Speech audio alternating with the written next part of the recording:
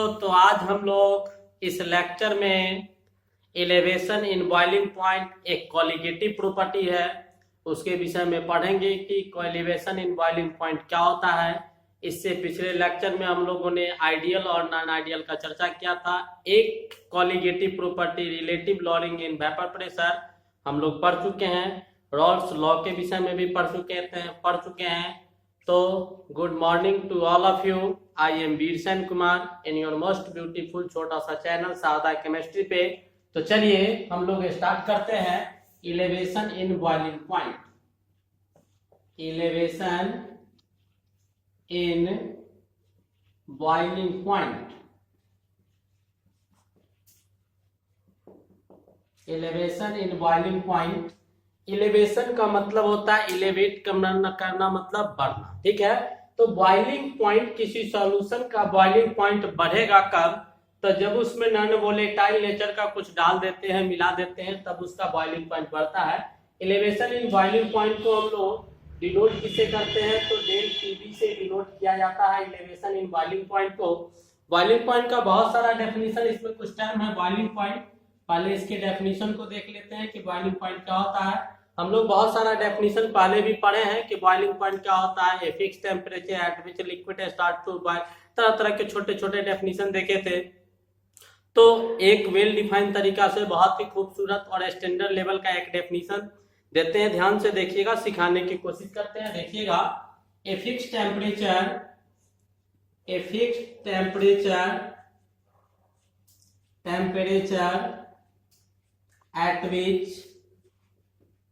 at which vapor pressure of liquid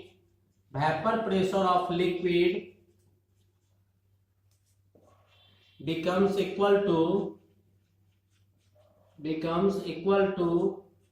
the atmospheric pressure।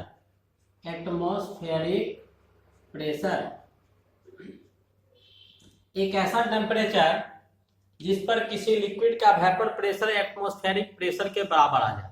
जैसे हम लोग, क्या होता है कि लिक्विड अगर है तो उसका एटमॉस्फेरिक प्रेशर पर आने का मतलब कि जब किसी लिक्विड को हम गर्म करते हैं, जैसे सिंपली हम वाटर लेते हैं, वाटर को गर्म कीजिएगा, ये डेफिनेशन को समझाते हैं। वाटर को आप गर्म कीजिएगा, तो गर्म करने के बाद जब 100 डिग्री सेल्सियस पर वाटर आ जाएगा तो वाटर उबलना शुरू होता है 100 डिग्री सेल्सियस से जब ऊपर थोड़ा टेम्परेचर आता है तो वाटर वाष्प के फॉर्म में। उससे पहले 100 डिग्री तक या उससे पहले जो वेपर प्रेशर होता है वो उसको क्या करता है? कंप्रेस करके रखता है। वो उसको कंप्रेस करके लगता है। जब टेम्परेचर बढ़ाएंगे एक समय ऐसा आएगा जब नीचे का प्रेशर, नीचे का जो वेपर प्रेशर और एटमॉस्फेयर का वेपर प्रेशर दोनों कंबाइन कर जाएगा एक साथ, ठीक है। तो वो प्रेशर जो होगा, वो जो टेम्परेचर होगा, उसी को हम लोग क्या बोलेंगे? उस लिक्विड का वो क्या है? बॉइलिंग पॉइंट है, ठीक है। अब हम लोग एक चीज जानते हैं, क्या जानते हैं वो देखिए। As we know that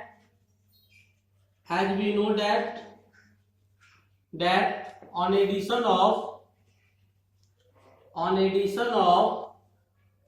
non-volatile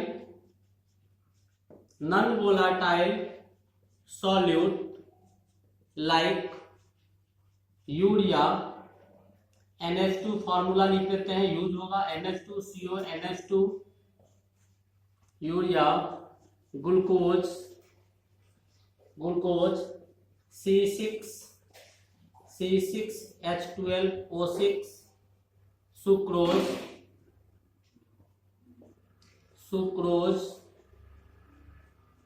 C12H22O11, C12H22O11 etc. The vapor pressure of solution decreases। क्या होता है कि जब हम लोग नॉन वोलेटाइल नेचर का किसी सब्सटेंस को सॉल्यूशन में मिला देते हैं तो वो सॉल्यूशन के बॉइलिंग पॉइंट को क्या करता है? बढ़ा देता है। बॉइलिंग पॉइंट को क्या कर देता है?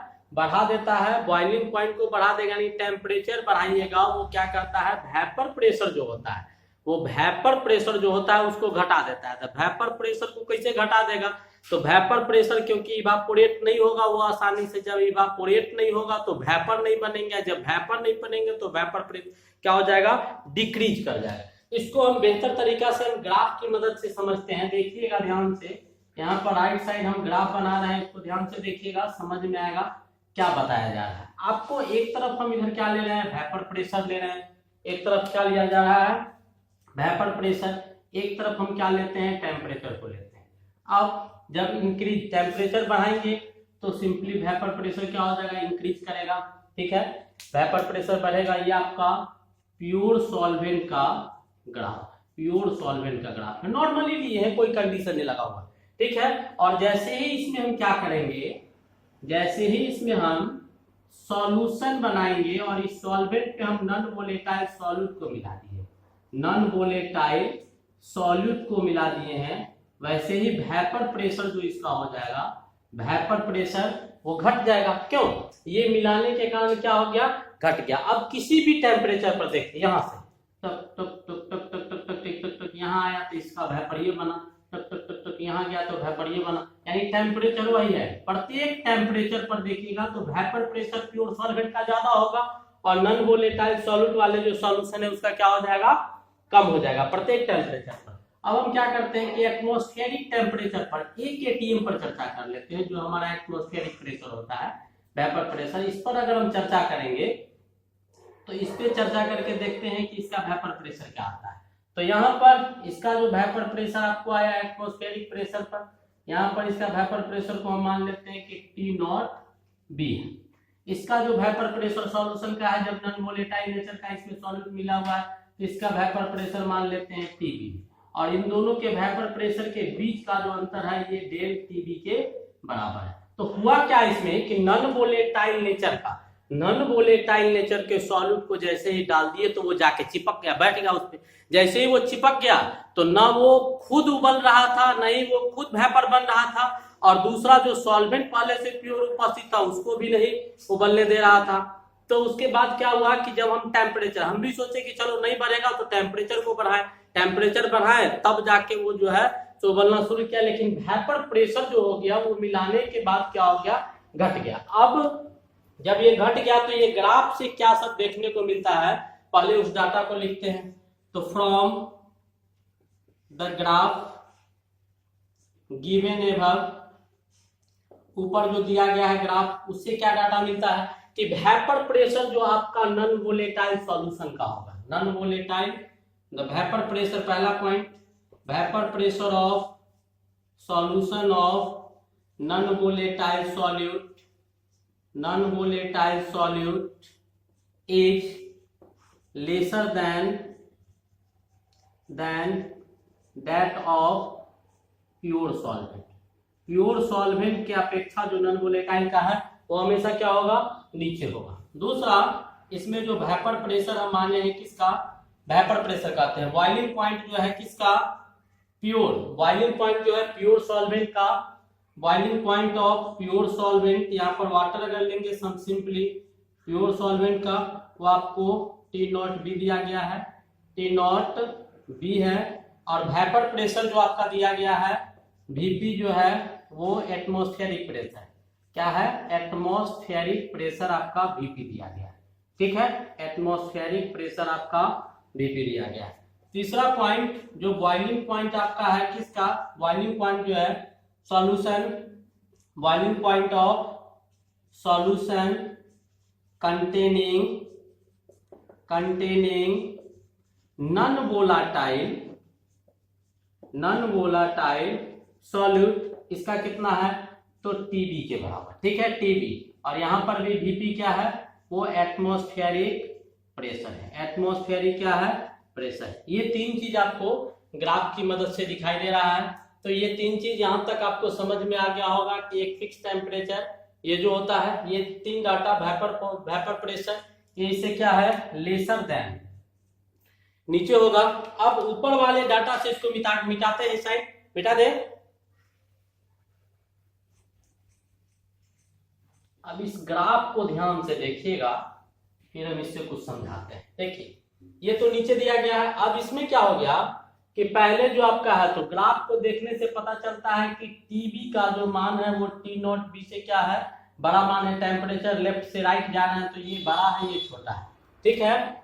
तो फ्रॉम एबव ग्राफ से ये भी पता चल रहा है कि टीबी जो है वो ग्रेटर देन क्या है, टी नॉट बी से क्या है, टीबी का मान बढ़ा दिया हुआ है। टीबी का मान टी नॉट बी से बढ़ा दिया हुआ है, तो डेल टीबी जब निकालेंगे कि कितना से बढ़ रहा है, जब नॉन वोलेटाइल मिलाएंगे तो उसको क्या करेंगे, टीबी में से टी नॉट बी को हम लोग घटा दें, ठीक है। तो इतना का अंतर आ रहा है, ये बढ़ रहा है। क्यों बढ़ रहा है, तो नॉन वोलेटाइल नेचर सॉल्यूट मिलाने के कारण ऐसा हो रहा है, ठीक है। अब देखिएगा कि इसके बाद कुछ और पॉइंट हम बताते हैं, क्योंकि ये कॉलिगेटिव प्रॉपर्टी है, वो कैसे है वो समझाते हैं। From experiment we observe that, from experiment we observe that, हमने नहीं किया, वैज्ञानिकों ने किया, बहुत सारे लोग, कि जब एक्सपेरिमेंट करवाया गया तो बहुत सारे एक्सपेरिमेंट में ये देखा गया, क्या देखा गया, जब एक्सपेरिमेंट करवाया गया तो देखा गया कि डेल टीबी का जो मान है, डेल टीबी का जो मान है वो डायरेक्टली प्रोपोर्शनल है एम, यानी मोलेलिटी ऑफ किसका, molality of non volatile solute, molality of non volatile solute, non volatile solute के मोलेलिटी के सीधा समानुपाती है, ठीक है। तो यहाँ पर जो मोलेलिटी है, तो यहाँ पर डायरेक्टली प्रोपोर्शनल को हटा दिए, तो एक कांस्टेंट आया डेल टीबी बराबर के बी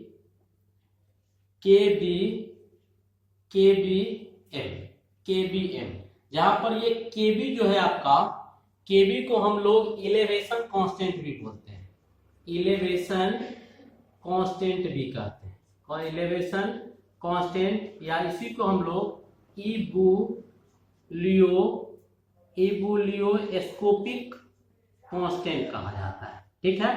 थोड़ा नाम टफ है, लेकिन इबुलियोस्कोपिक कांस्टेंट कहा जाता है। तो वहां से फॉर्मूला हमको मिला डेल टीबी बराबर के बी एम आ गया। अब यहां से के बी अपॉन एम आ गया, तो के बी डिपेंड्स करता है किस पर, के बी डिपेंड्स ऑन सॉल्वेंट, के बी जो है वो किस पर डिपेंड करता है, सॉल्वेंट पर। और डेल टीबी जो आपका दिया गया, क्या दिया गया है, डेल टीबी जो आपका दिया गया है, डेल टीबी, उसका चर्चा करेंगे। केबी डिपेंड करेगा किस पर, सॉल्वेंट पर। यूनिट जो हम लोग केबी का लिखेंगे, वो केबी का जब हम यूनिट लिखेंगे तो change in temperature upon molality, क्या आएगा, डेल टीबी अपॉन क्या आएगा, एम, मोलेलिटी। तो इसका यूनिट लिखेंगे तो टेम्परेचर का केल्विन, इसका नंबर ऑफ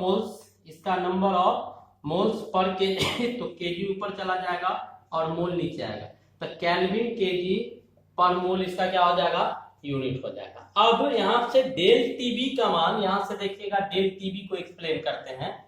एक और वर्ड देखिएगा, डेल टीबी मोलेलिटी जो होता है एम, वो क्या होता है कि number of moles of solute, number of moles of solute upon mass of solvent, किसमें, मास ऑफ सॉल्वेंट, किसमें, मास ऑफ सॉल्वेंट केजी में, किसमें, केजी में। तो यहां से डेल टीबी जो हुआ वो number of moles of solvent के बराबर हो गया, यानी इससे ये क्या शो हुआ कि ये डेल टीबी जो है वो क्या है, कॉलिगेटिव प्रॉपर्टी है, क्या है, कॉलिगेटिव प्रॉपर्टी। इससे क्या शो हुआ, कॉलिगेटिव प्रॉपर्टी है, ठीक है। आ गया समझ में, इससे क्या शो हुआ कि ये एक कॉलिगेटिव प्रॉपर्टी। ग्राफ को मिटा दें, आप देखिएगा स्पेशल नोट पॉइंट मिटाते हैं इसको, छोटा सा टर्म है,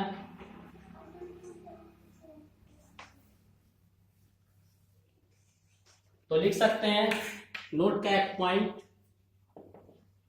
since del TB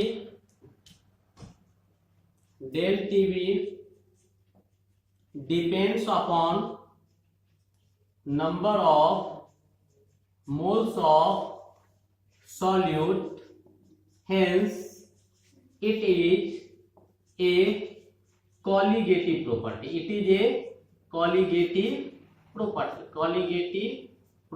hence it is a colligative property। कहता है कि डेल टीबी डिपेंड्स करेगा, इसलिए क्या होगा, एक कोलिगेटिव प्रॉपर्टी होगा। तो इस प्रकार हम लोगों ने इलेवेशन और बॉइलिंग पॉइंट को देखा, छोटा सा टर्म था। दो फॉर्मूला यहाँ से पढ़े हम लोग, एक डेल टीबी बराबर TB minus T naught B, और एक फॉर्मूला आप लोग हम लोग देखे क्या कि डेल टीबी जो होगा वो K B multiplied by small M के बराबर हो जाएगा। मल्टीप्लाइड बाई स्मॉल एम के क्या हो जाएगा, बराबर हो जाएगा। यहाँ तक कोई प्रॉब्लम हमारे ख्याल से नहीं होना चाहिए, ठीक है। अब जब यहाँ तक कोई प्रॉब्लम नहीं है तो हम लोग इससे संबंधित क्या कर सकते हैं, क्वेश्चन कर सकते हैं। इससे संबंधित क्या कर सकते हैं, हम लोग क्वेश्चन करेंगे। तो चलिए एक छोटा सा खूबसूरत सा अच्छा सा क्वेश्चन उठाते हैं, बहुत ही खूबसूरत क्वेश्चन। देखिएगा 36 gram of 36 gram of glucose is dissolve, glucose is dissolve in 1 kg water. 1 kg water में 36 ग्राम ग्लूकोज को डिजॉल्व किए हैं, dissolve in 1 kg water. Find the BP of find the BP of solution if the BP of water is, if the BP of water is 100 degree Celsius, if the BP of water is 100 degree Celsius, KB for water is, and KB for water is 0.52, KB for water is 0.52 Kelvin kg पर मोल। क्या दिया हुआ है कि 36 gram glucose को 1 kg water में मिलाते हैं तो सॉल्यूशन का बीपी निकालना है। यदि बीपी जो आपका वाटर का है वो 100 डिग्री सेल्सियस है और केबी जो दिया गया है वो कितना के बराबर है, इतना के बराबर है। तो सिंपल सा क्वेश्चन है, बनाइए, बन जाएगा। छोटा सा क्वेश्चन है, फिर है छोटा छोटा क्वेश्चन है, सिंपल सा चीज है।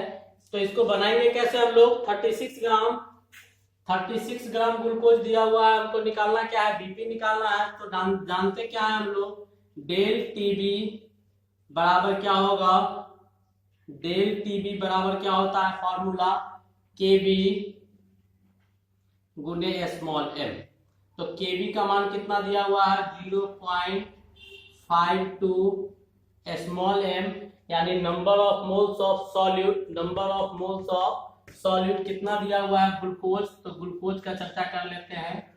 ग्लूकोज सूत्र क्या होता है, C6H12O6, 12 छक 72 प्लस 12 16 छक 96, यानी कितना आएगा 180 आ जाएगा। ये 180 ऊपर कितना दिया हुआ 36, तो गिवन वेट बट्टा मॉलिक्यूलर वेट 180 अपॉन कितना हो जाएगा 1 kg, तो 1 दिया हुआ है। अब इसको काटिएगा 5 टाइम्स में कट जाएगा तो आएगा कितना 0.52 अपॉन 5 यानी 0.104, ये आ गया। अब हमको एक और फार्मूला क्या है, डेल टीबी पता चल गया, निकालना क्या है टीबी। तो डेल टीबी बराबर TB minus T naught B. T naught B question में कितना दिया हुआ है, टी नॉट बी क्वेश्चन में दिया हुआ है कितना 100 degree Celsius T naught B. तो यहां से टीबी इज इक्वल टू क्या हो जाएगा, del TB plus T naught B. TB ये कितना है 100 degree Celsius plus 100 degree Celsius, ये केल्विन में तो केल्विन में चेंज कर लेंगे। तो 100 डिग्री सेल्सियस को केल्विन में चेंज कीजिएगा तो कितना आएगा 0 डिग्री सेल्सियस 373, 273, तो ये इतना प्लस कितना आ गया टोटल 0.104, इसको 373 प्लस 0.104 यानी 373.104 केल्विन। ठीक है, सिंपल सा क्वेश्चन था, बन गया। मिटा दे,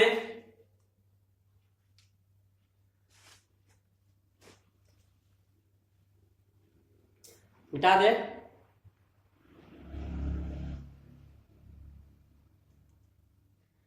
मिटाते हैं।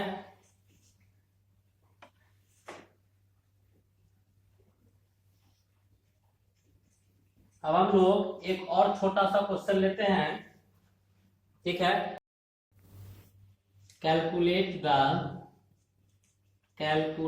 The BP of a solution containing 19 gram sugar,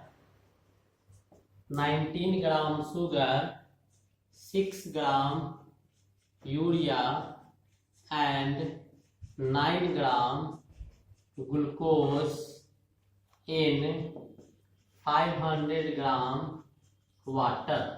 क्या दिया हुआ क्वेश्चन में कि सॉल्यूशन का बॉइलिंग पॉइंट निकालना है जब 19 ग्राम शुगर को, 6 ग्राम यूरिया को और 9 ग्राम ग्लूकोज को 500 ग्राम वाटर में मिलाया गया है। ऐसे पार्टिकुलर क्वेश्चन जब आते हैं तो बच्चे के पास एक कंफ्यूजन होता है कि सर इसमें तो 2 या 2 से अधिक सॉल्यूट है, किसको सॉल्यूट ले। तो इसे पहले भी हम बता चुके हैं कि सॉल्यूशन बाइनरी हो, टर्शियरी हो, क्वार्टरली भी हो सकता है। सॉल्वेंट एक होते हैं, सॉल्यूट एक से अधिक हो सकते हैं। तो इसमें सॉल्यूट नहीं लेना है, सॉल्यूट के नंबर ऑफ मोल्स को लेना है। ये कंफ्यूजन होता है अक्सर। तो सॉल्यूट के नंबर ऑफ मोल्स को लेना है। तो चलिए यहाँ पर कितने सॉल्यूट होंगे, 3 तो 1 2 1 3। तो number of moles of solute बराबर कितना, 9 ग्राम 19 ग्राम शुगर है। शुगर का एटॉमिक मास कितना होता है, 3 एटॉमिक करते हैं, मॉलिक्यूलर मास 342 प्लस इसका यूरिया 6 पहले बता चुके हैं 60 और ये 9 कितना 180। सॉल्व करेंगे इसको तो 1 अपॉन कितना आएगा 18 plus 1 upon 10 plus 1 upon 20।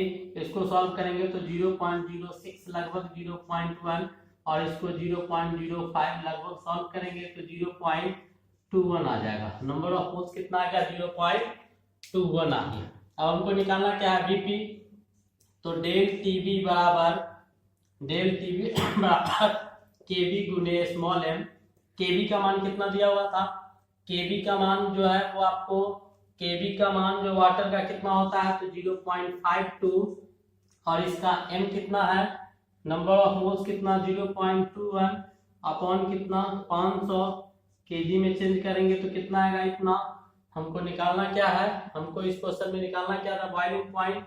Number of moles mass तो इसको 1000 से डिवाइड कर दिए 2 आ गया, ऊपर चला गया तो 0.52 मल्टीप्लाइड बाय कितना 0.42। चलिए मल्टीप्लाई कर लेते हैं, 0.52 को 42 से मल्टीप्लाई कीजिए, 2 2 जा 4, 104 8 20 यानी 21 84 कितना आ गया 0.2184। इसको लगभग 0.22 ले लेंगे, 0.22 ये आ गया। अब हमको निकालना क्या है, डेल टीबी बराबर TB minus T naught B. T naught B कितना वाटर का 100 होगा तो यहाँ से टीबी बराबर कितना हो जाएगा 100 टीबी का मान और प्लस कितना 0.22 is equals to 100.22 degree Celsius. ठीक है, ये निकल गया बॉइलिंग पॉइंट सॉल्यूशन का। ठीक है, इस प्रकार हम लोगों ने इस क्वेश्चन को भी देखा। मिटा दे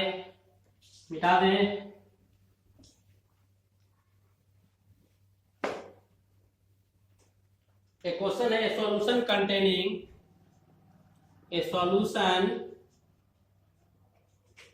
containing 6.6 gram, a solution containing 6.6 gram of non-volatile, a solution containing 6.6 gram of non-volatile solute in 250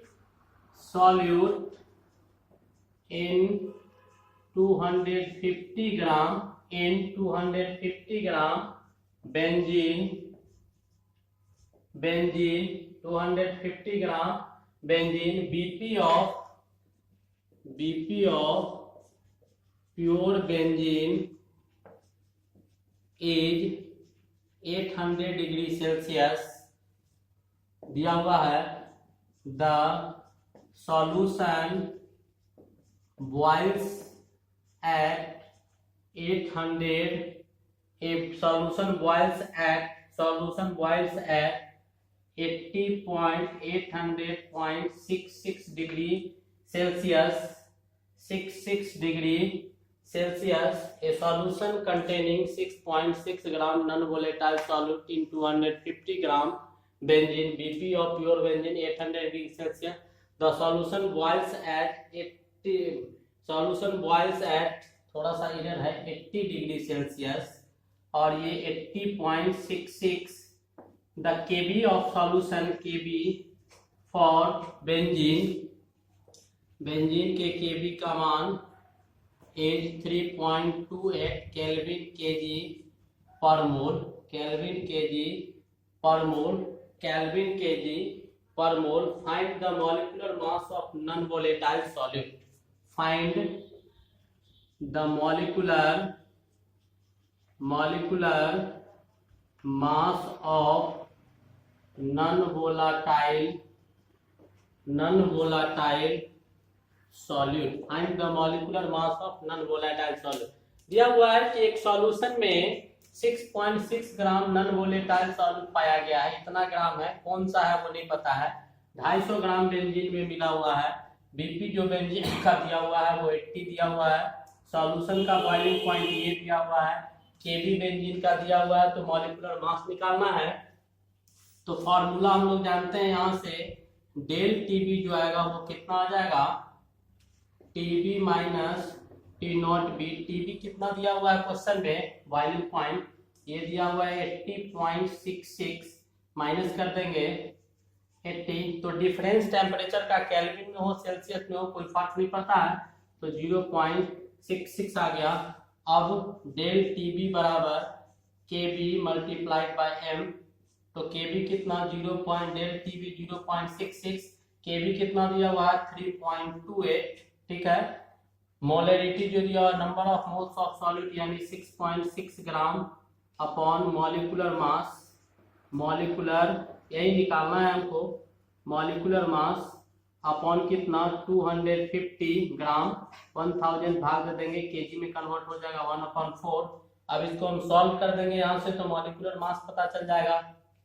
तो चलिए इधर करते हैं सॉल्व, इसको सॉल्व करेंगे तो ऊपर ये 4 जो है आपका, ये 4 यहाँ से मॉलिक्यूलर मास इधर जाएगा डायरेक्ट, तो मॉलिक्यूलर मास ये इधर चला जाएगा, इधर क्या बचेगा 3.28 ऊपर 6.6 अपॉन ये 4 जो है वो कहाँ जाएगा ऊपर चला जाएगा अपॉन मल्टीप्लाइड बाय 4 और 0.66 नीचे आ जाएगा। 0.66 कितना कहाँ आ जाएगा नीचे आ जाएगा। इसको इधर से 10, इसको इधर से 10, ये इससे गया, ये इससे गया, अप्रोक्सीमेटली इसको काटेंगे तो 131.2 ग्राम, ठीक है। तो इसमें आपको क्या पूछ रहा था, मॉलिक्यूलर मास नॉन वोलेटाइल का, तो कितना आ गया 131.2 ग्राम के बराबर हो गया, ठीक है। कुछ रेयरेस्ट ऑफ रेयर एक केस बताते हैं, मिटा दे।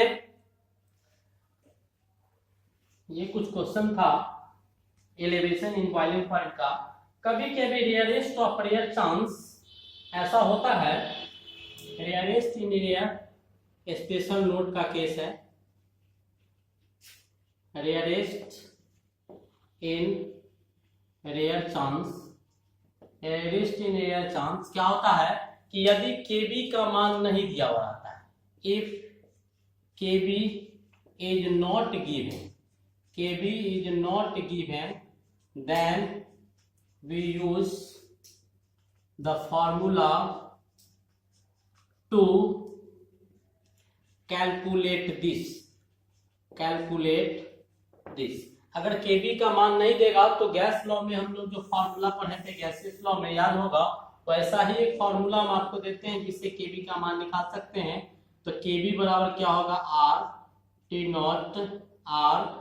नॉट बी का whole square multiplied by M upon 1000 multiplied by del H vaporisation, del H vaporisation, where यहाँ पर वेयर आर जो होगा वो क्या होगा, गैस कांस्टेंट होगा, आर क्या होगा, गैस कांस्टेंट होगा। और इसका मान अलग अलग टर्म में जैसे 8.314 जूल पर मोल पर केल्विन ले सकते हैं, या फिर इसी का कैलोरी में 2 कैलोरी पर मोल पर केल्विन ये ले सकते हैं, अलग अलग यूनिट। और टी नॉट बी जो है यहाँ पर टी नॉट बी जो आपको दिया गया है वो बीपी है किसका, बीपी ऑफ सॉल्वेंट, किस में लेंगे तो स्टैंडर्ड यूनिट केल्विन में लेंगे, किस में लेंगे स्टैंडर्ड यूनिट केल्विन में लेंगे।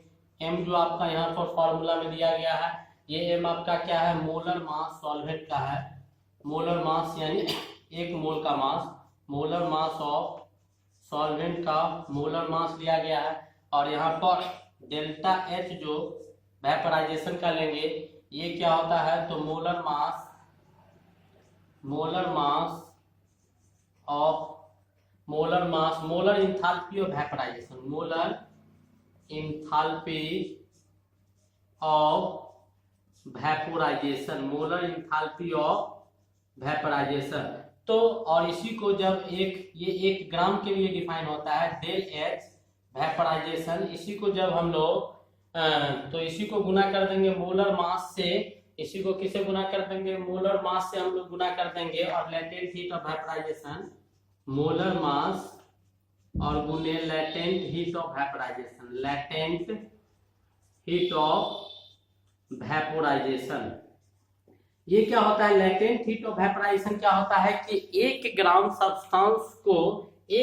सब्सटेंस को हीट करने के लिए या वेपर में के लिए जो हीट हम लोग देते हैं वही लेटेंट हीट ऑफ वेपोराइजेशन होता है। और इसी को जब मोलर मास से गुना कर देते हैं तो ये किसके लिए डिफाइन हो जाता है, 1 मोल के लिए, किसके लिए, 1 मोल के लिए। और लेटेंट हीट ऑफ वेपोराइजेशन जो होता है ये किसके लिए होता है, 1 ग्राम के लिए, ये किसके लिए होता है, 1 ग्राम के लिए, किसके होता है, 1 मोल के लिए। तो अगर ऐसा नहीं दिया हुआ रहता है कभी तो इस फॉर्मूला का मदद लेके, इस फॉर्मूला की हेल्प से हम लोग क्या कर सकते हैं, कैलकुलेट कर सकते हैं किसको, केबी के मान को। ठीक है, इस फॉर्मूला से संबंधित चलिए एक क्वेश्चन इसका भी देख लेते हैं। Calculate the KB for water, calculate the KB for, calculate the KB for water if latent heat of vaporization if latent heat of vaporization is 540 calorie पर ग्राम। अब क्या दिया हो, 540 कैलोरी पर ग्राम दिया हुआ है वाटर के लिए, हमको क्या निकालना है, केबी निकालना है। तो सिंपल सा फॉर्मूला आपके सामने रखा हुआ है, तो केबी निकालना है किसके लिए, वाटर के लिए। आपको क्या सब दिया हुआ है, तो आर का मान किस में लेंगे, क्योंकि ये कैलोरी में दिया हुआ है, तो यहाँ भी आर का, यहाँ पर जो मान लेंगे हम लोग आर का वो कैलोरी में लेंगे, तो ये कितना हो जाएगा 2। ठीक है, बॉइलिंग पॉइंट जो होता है किसका, बॉइलिंग पॉइंट जो आपका टीबी नॉट दिया हुआ है, तो टीबी नॉट बॉइलिंग पॉइंट किसका, वाटर का। तो वाटर का आप जिसमें चाहे उसमें ले सकते हैं, वाटर का बॉइलिंग पॉइंट आप लीजिएगा। तो केल्विन स्टैंडर्ड यूनिट है, तो स्टैंडर्ड यूनिट तो 373 का स्क्वायर कर देंगे। उसके बाद आपका क्या है, एम आपका क्या दिया हुआ है, मोलर मास दिया हुआ है किसका, सॉल्वेंट का मोलर मास दिया हुआ है। तो मोलर मास सॉल्वेंट का कितना हो जाएगा, वाटर है सॉल्वेंट, तो कितना हो जाएगा 18। और उसके बाद आपको बचा क्या नीचे, 1000 मल्टीप्लाइड बाय डेल एच जो आपका दिया हुआ है, डेल एच वेपोराइजेशन का, तो मोलर मास जितना दिया हुआ था, और लेटेंट हीट ऑफ वेपोराइजेशन तो वो कितना दिया हुआ, लेटेंट हीट ऑफ वेपोराइजेशन इतना, मोलर मास कितना, तो 18, इसे गुना कीजिएगा 0.52 केल्विन केजी पर मोल आपको आ जाएगा। ठीक है, इस प्रकार हम लोगों ने क्या किया, एलिवेशन इन बॉइलिंग पॉइंट को खत्म किया। ऐसे छोटे छोटे क्वेश्चन प्रॉब्लम्स आएंगे, आराम से कॉन्सेप्ट को देखिए, वीडियो को देखकर करते रहिए। Best of luck.